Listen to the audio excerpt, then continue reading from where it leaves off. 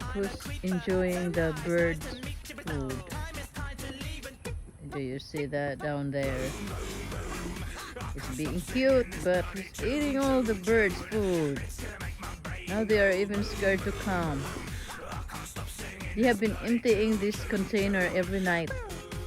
It's between the squirrels, the rabbits, raccoons. I've seen them in from our camera.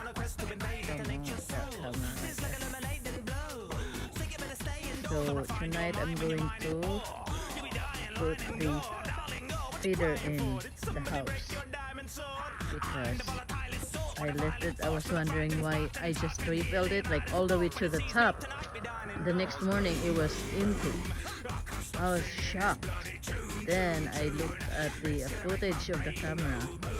Then they were having some party